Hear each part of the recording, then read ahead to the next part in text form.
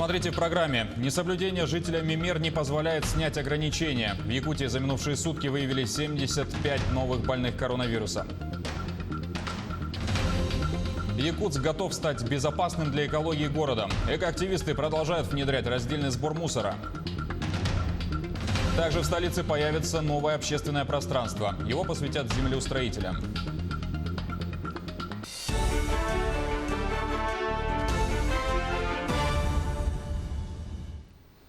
Продолжаем эфир новостями к этому часу.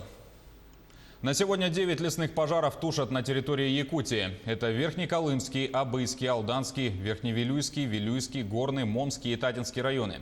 Их общая площадь составляет 622,5 гектара. Пожар в Горном районе локализован. За прошедшие сутки ликвидировано 4 лесных пожара на площади 92 гектара. В тушении задействовали более 2,5 сотен человек и 2 десятка единиц техники. 75 новых больных коронавирусом выявили в Якутии за минувшие сутки. Из них в столице 61 и 14 человек в районах. 33 человека на сегодня находятся в тяжелом состоянии. Официально зарегистрировано 26 летальных исходов. Как отметил глава региона СН Николаев, несоблюдение противоэпидемиологических мер со стороны населения не позволяет перейти к снятию ограничительных мер. 20% населения у нас уже тем или иным образом тестирование на коронавирусную инфекцию проходили. Но вот по количеству почти 200 тысяч анализов, это в пересчете на 100 тысяч, мы еще раз хочу повторить, одни из лидеров страны. Это и позволяет нам выявлять достаточно большое количество людей на ранней стадии заболевания. И у нас вот сегодня свыше 1000 человек проходит лечение амбулаторно. Это, на мой взгляд, тоже хороший показатель.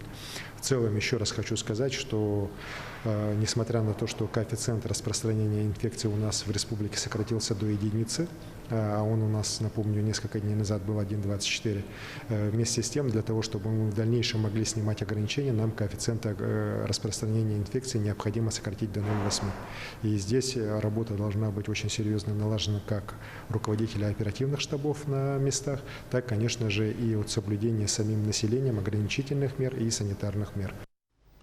Премьер Михаил Мишустин подписал постановление о бесплатном питании для школьников младших классов. В текущем году субъектам направят почти 22 миллиарда рублей. В 2021 и 2022 годах по 43,5 миллиарда.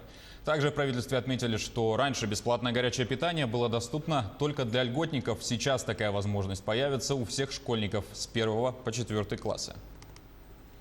Менее полутора недель осталось до общероссийского голосования по поправкам к Конституции, которое пройдет 1 июля.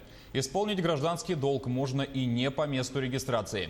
Для этого нужно подать заявление на любом участке избирательной комиссии или через портал государственных услуг. Понадобится документ, удостоверяющий личность. На любом избирательном участке можно открепиться и закрепиться за другим. Выбрать можно любой участок в пределах округа или вовсе другой регион. Голосующий получит вторую часть заявления, где есть QR-код. С ним он приходит в день голосования на тот участок, за которым закрепился, и его уже внесут в список. Наши корреспонденты продолжают опрашивать якутян об их отношении к поправкам. И вот что думают нерюнгринцы. 1 июля я обязательно пойду голосовать. Нравится, что здравоохранение должно быть единым для всех, без разницы, что оно в Москве или в населенном пункте, каком-нибудь поселке отдаленном или деревне. Это нравится. Ну и не буду конкретизировать, потому что нравится почти что все. Это, как-то так. Вот я сознательно почитал. Наверное, не все, но поправки мне, для меня, как для простого гражданина России, подходят. Более 500 человек из 56 регионов России стали участниками конкурса «Команда Арктики». Больше всего заявок поступило из Москвы, 15% от общего числа. На 4-м месте наравне с Санкт-Петербургом расположилась Якутия. Кроме того, 2 заявки поступили из Финляндии и Болгарии. Победители получат работу или приглашение пройти стажировку в Минвостокразвития России, Агентстве по развитию человеческого капитала на Дальнем Востоке и в Арктике и других институтах развития. В связи с повышенным ажиотажем организаторы приняли решение продлить период рассмотрения поступления анкет и творческих работ и подвести итоги 2 июля этого года. Якутские программисты заняли призовое место во всероссийском хакатоне-конкурсе «Цифровой прорыв». Команда IT Space заняла второе и третье место, оставив позади свыше 60 сильнейших сборных со всей России. Об IT-марафоне и якутских программистах подробнее в материале Асины Бурнашовой. В прошлом году я обещал себе то, что я займу первое место на самом деле. Сейчас получилось так, что я занял второе и третье место, но только не первое место. Второй по счету хакатон в этом году прошел в онлайн-формате. Свыше 200 команд в течение 36 часов решали задачи от ведущих компаний и организаций страны. Команды представили 157 технологичных решений по 5 актуальным направлениям. Разработка приложений, сервисы для бизнеса, шеринг-экономика, внутрикорпоративные коммуникации и образование. Наша задача – разработать корпоративный портал, где любой сотрудник «Газпромбанка» смог бы нести свои идеи, которые могут быть не только с точки зрения бизнеса, да, тоже с точки зрения внутрикорпоративных каких-то мероприятий, может быть. Нужно было проектировать такую архитектуру, которая смогла бы внедриться в банк безболезненно. И также, чтобы банк, любые их сервисы могли синтегрироваться с нашим сервисом бесшовно. Нашли не только техническое решение, но и смысловое. В команде IT Space всего 5 участников. За 36 часов хакатона они выполнили все задания в рамках выбранного кейса. По каждому из направлений эксперты определили 3 победителей. 15 команд разделили денежный приз в 1,5 миллиона рублей. Команда IT Space заняла второе и третье место, поделив его с командой Outlines Tech. Самое главное – это не тот приз, который материальный, да, а то, что мы получаем. Плюс в том, что нам уже предлагают со стороны бизнеса, с Газпромбанка, начать сотрудничать. Мы еще думаем. Команды, вошедшие в топ-10 по каждому кейсу хакатона, не только прошли проверку на свои профессиональные скиллы, но и получили возможность на получение гранта от Фонда содействия инновациям, фонд которого составил 25 миллионов рублей. Я очень сильно готовился к этому, прокачивал себя. Раньше я был только разработчиком, а сейчас я также и продакт-менеджер, и проект-менеджер. Ощущения супер. Асина Бурнашова, Виктор Олесов, Москва, Казань, Якутск. В приемную комиссию СВФУ за первые дни работы поступило порядка 800 заявлений. Наибольшее количество принято в педагогический институт, на втором месте медицинский институт, на третьем институт математики и информатики. Члены комиссии отмечают, что некоторые абитуриенты только заполняют анкетные данные без приложения подтверждающих документов и обращают внимание, что только при наличии паспорта, аттестата или диплома заявления могут быть учтены. Особенностью приемной кампании этого года стало то, что подать документы можно еще до сдачи ЕГЭ. Якутск готов стать безопасным для экологии города. С начала текущего года местные экоактивисты во главе с компанией Unicom стали продвигать новый проект по раздельному сбору бытовых отходов. Так, в марте во дворе жилого комплекса был установлен первый контейнер для сбора пластика, картона и другого перерабатываемого мусора. Сейчас же активистами установлено уже 7 таких точек сбора в разных дворах Якутска. Развитию проекта поспособствовало активное сотрудничество не только с экоактивистами города, но и с Министерством ЖКХ Якутии, а также управляющей компанией «Утум Плюс». Как признаются организаторы проекта, установка и использование первых экологических контейнеров показали, горожане готовы к разумному потреблению и переработке отходов. Ранее экологическая компания занималась акциями сбора мусора, в том числе и акцией «Добрые крышечки», благодаря которой оказывается помощь детям с различными заболеваниями. На 203-м микрорайоне особенно пришли отзывы, что люди абсолютно мечтали о таких урнах. Но также, конечно, есть и вопросы.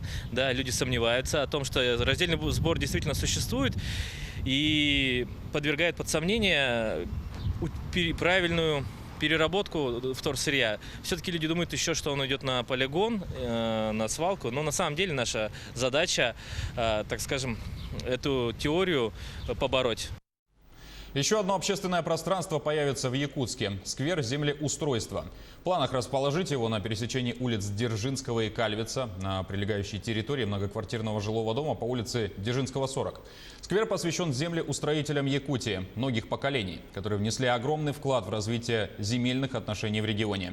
На территории предполагается размещение памятника в виде барельефа из дерева, установка скамеек, элементов освещения и посадка зеленых насаждений. Также работы синхронизированы с росписью практически глухого торца жилого дома.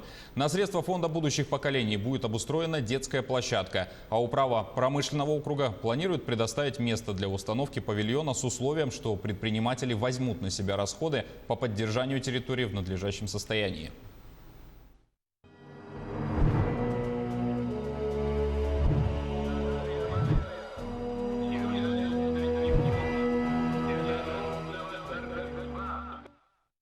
Владимир Путин посетил храм вооруженных сил и возложил венок к могиле неизвестного солдата в годовщину начала Великой Отечественной войны. О визите и словах российского лидера в этот день. Алена Островская. Владимир Путин в День памяти и скорби, посвященный началу Великой Отечественной войны, посетил огромный главный храм вооруженных сил России. Богато отделанный 95-метровый собор Воскресения Христова, возведенный к 75-летию Победы в подмосковном парке «Патриот», из-за пандемии коронавируса открылся лишь на прошлой неделе.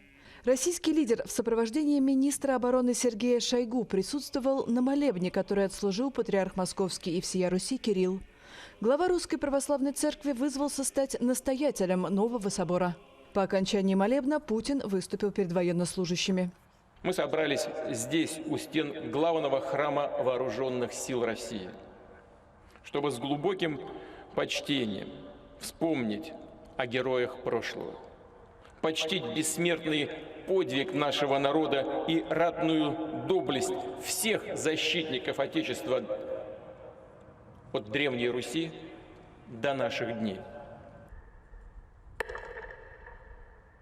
Речь президента завершилась минутой молчания.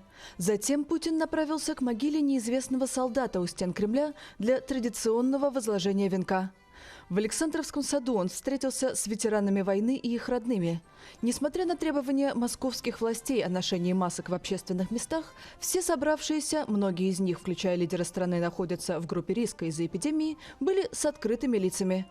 На прошлой неделе пресс-секретарь Путина сообщил, что ветераны проводят 2 недели перед торжествами, посвященными 75-летию Победы, на карантине в санатории. Дмитрий Песков объяснил это заботой об их здоровье. 24 июня в Москве состоится Парад Победы, перенесенный с 9 мая из-за пандемии. Многие российские города отказались от празднований, поскольку эпидемия пока далека от завершения. В столице, однако, торжества пройдут в полном объеме, за исключением шествия «Бессмертный полк». Его отсрочили на конец июля.